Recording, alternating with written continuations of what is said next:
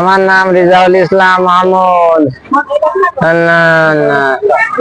আমার 4 সন্তানের বাবা আমি। বাবা আমার বড় ছেলেটি, আমি বাড়ি ছিলাম না।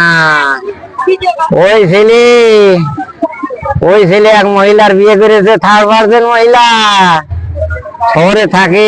আমার সম্পদ এই মহিলাই এই যুক্তি দিয়েছে। আমি কাল ওসি সাহেবের কাছে যাবো, আমি মামলা দায়ের করবো ওর বিরুদ্ধে। ছেলে এরম বেপরোয়া ছিল না, কেন বেপরোয়া হইলো? আমি চলে গেছি আমার কাজে, আর এসে ওর মার কিভাবে মুখ বাঁধে মাথা ফাটিয়ে হাতুর দিয়ে কি 2-1 বাড়ি দিয়েছে বাবা, দিয়ে বাথরুমের মধ্যে রেখেছে। রেখে রড কাটা মেশিন নিয়ে 2 তলা তালা কাটিয়ে ড্রেসিং টেবিল ভাঙি টাকা পয়সা খুঁজেছে।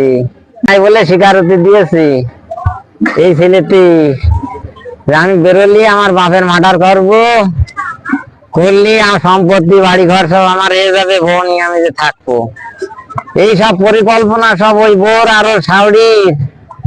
আমি আইনের লড়াই করব, প্রয়োজনে আমি হাইকোর্ট করব, তা না দেখে আমার দম নেই।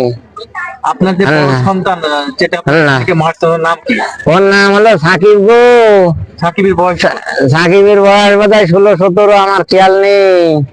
আর বিবাহ করছে কোথায়?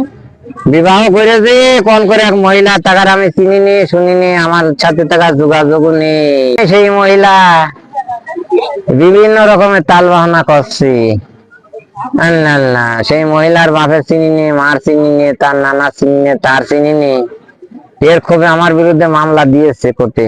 কি মামলা দিয়েছে? আমার বিরুদ্ধে মামলা দিয়েছে যৌতুকের মামলা। প্রশাসনের লোক আমার বাড়ি এসে বলছে, ভাই আপনার খুঁজে বেড়াচ্ছি, তা কেন খুঁজছো? আমি বললাম যে কেন খুঁজছো? তা কথা আপনার বিরুদ্ধে মামলা করেছে। কারা করেছে? তা বলছে না, যে আপনি নাকি যৌতুকের জন্য বলে মামলা দিয়ে যৌতুক চেয়েছেন বলে। আমি বললাম আমার তার সাথে টাকার আমি চিনি নেই, টাকার জানি নি আমি, টাকার কিভাবে যৌতুক চাবো টাকার কাছে?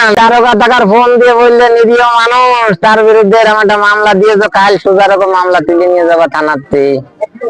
দারোগা বললে তোমার মামলা ডিসমিস করে দেবা, তোমার থানায় আসা লাগবে না। এই যে গেল সোমবারের দিন বাবা, আজ সেই সোমবার। আমি সকালে আমার রেন্টে বেড়ে দিয়ে খেয়ে চলে গিয়েছি আমি ওই ভাড়ায় কাজে। আমার মেয়ে ছেলেকে টাকা পয়সা দিয়ে গিয়েছি। আমার বড় মেয়েটা পুলিশ লাইন স্কুলে পড়ে, ঝিনেদা। আর 2টো ছেলে মেয়ে স্কুলে পড়ে।